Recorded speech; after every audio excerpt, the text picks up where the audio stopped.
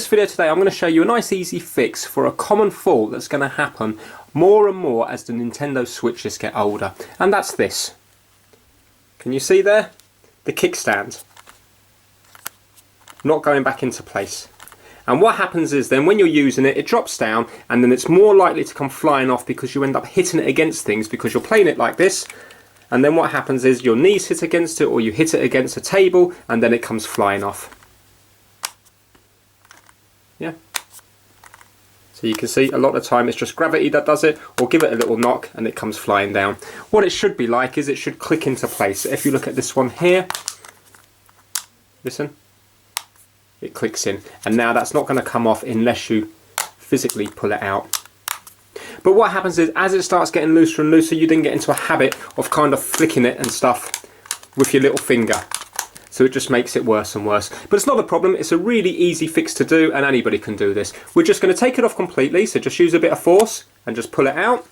And all we're going to do is we're just going to bend this back around a little bit more. So you can just do it like this for a while. Don't go crazy and don't bend it in the middle there because we don't want it to be coming out from this bit here. We still want it to be nice and flat here. We just want to bend the end bit back in. So you can just do it with your hand like that, or again just put a bit of pressure down on the floor or a table or whatever you're on. It's not rocket science, you just need to bend it round a little bit more. Right, so we'll give that a go now. So we're just going to line it up and now we're just going to click the top back in, like so. And now, hopefully, it shouldn't drop down anymore. Yeah, and you can hear it's now going to click into place again. There we go. So now, it's not going to come down. We physically have to put it down. And it will still work just like the kickstand should work, which is not very well, but it just about works. And then when you put it back up, it's now going to stay back up. So as you can see, a really easy fix for a problem that could be quite irritating. I'm going to show you how you can fix this JoyCon fault. So if we have a look here, when we put it on, normally the JoyCon should make a nice switch sound like so. But when I put this one on, if you have a listen, can you see it's not doing anything? Now it still works, so we can still use it fine. So what we're going to do is we're just going to give it a clean with a good old toothbrush. Now you will find that cleaning most things with a toothbrush can often help, because what it's going to be is it's going to be dust and debris that's fallen down and just blocking one or more of the contacts.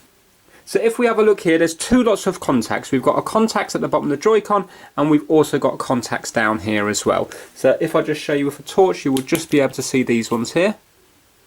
So in there you've got a series of pins. You can just barely see some of the gold pins. There's quite a few of them. And I presume it's just one or two of them that is responsible for that switch sound that goes in. And also we've got more contacts down at the very bottom there. You can just barely see the gold contacts just up against there. So we're going to give it a real good clean. Just with a toothbrush to get all the debris and dirt out. Now I'm using a new toothbrush because if you use a used toothbrush then there's a chance that you could just make it much worse.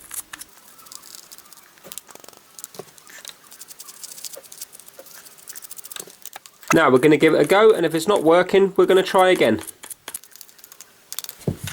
Right, okay. Yep, there we go.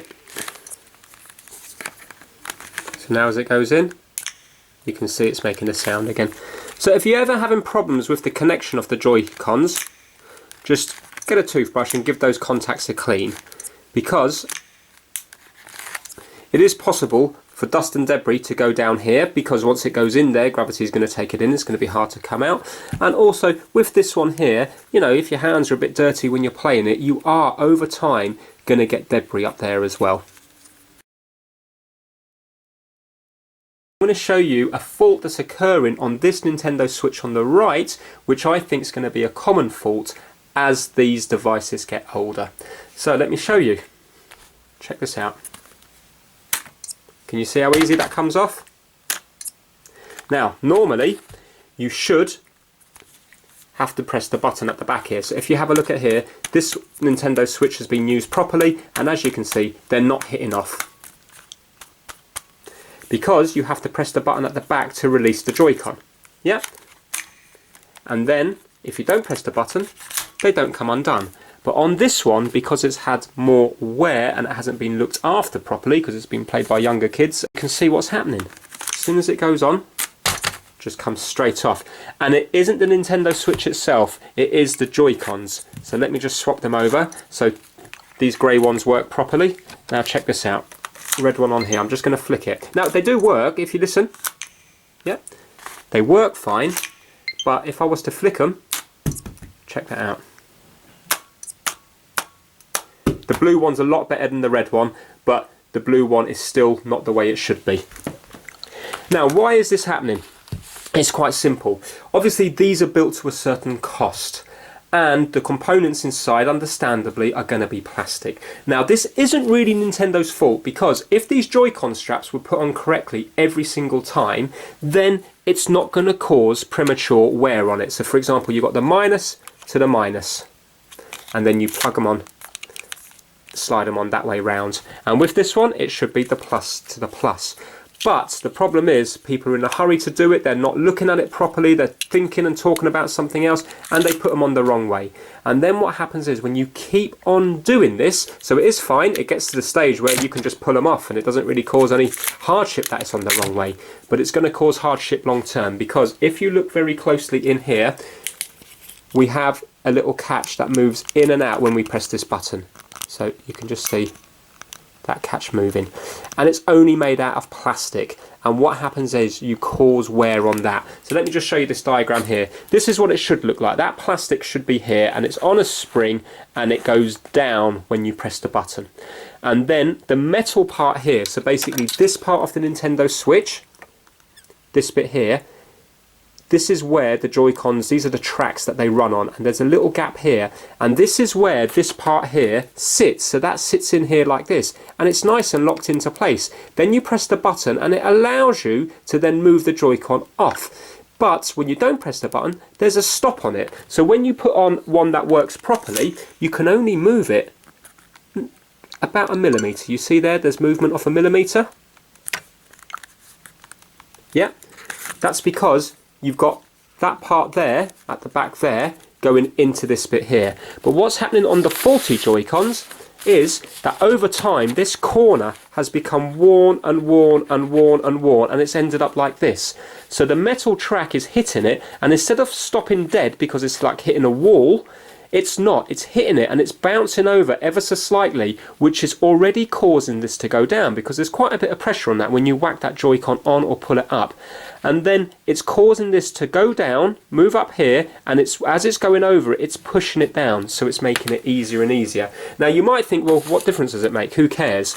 Well, it does make a difference, because if you imagine now that you were playing this, most people do hold it. Most people hold it like so, but younger children might hold it like that, or you might not have a good grip of the actual Switch because you're holding it here. And you can see what happens. You're playing it, for example, there you go, look. You can see how easy it comes off. Now imagine if the blue one gets as loose as the red one. You could be holding it like this, and in theory it's just going to go, and it's just going to drop out, yeah? Right now it's not happening on the blue one because it's not that loose, but the red one's very loose, and if they were both like that, you can see now I'm even struggling to hold it just with the weight of the Switch, look. Yeah? So that's why it's so important to make sure that you put these on correctly. I'm hoping that if Nintendo, when they come to release the next version, or if they redesign the Joy-Con, I'm hoping that that little plastic insert, that if that could be made out of metal, then it's not going to wear the same as it's going to wear when it's plastic.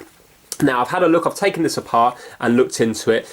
There isn't enough plastic there for me to sand it down, because what I thought is I could just sand it down here, so sand it along the dotted line here, and then it would have a stop to go against. But there's not enough plastic to do that, because the main problem is it's not just a stop, it's now actually starting to just bypass it completely, because it's getting worn so much it's actually wearing on this bit here, so it's getting smaller and smaller. Also, I thought maybe if there was a way that you could possibly adjust this here. Now, if you were to pull this out ever so slightly, it does make it harder for the Joy-Con to get on, but then it's actually annoying taking the Joy-Cons on and off, so it still doesn't lock into place, it just makes it more stiff. But I suppose if you've made it stiff, there's less chance then of it dropping off, but at the same time it's irritating every time you put it on. So basically the point of the video is just to make sure that if you're letting your younger children play with this, or if you're lending it out to other members of the family or friends and stuff, you really need to stress the importance of making sure that the plus goes with the plus and the minus goes with the minus, because when you constantly put these on wrong, that's what's causing the premature wear to this thing on the inside here.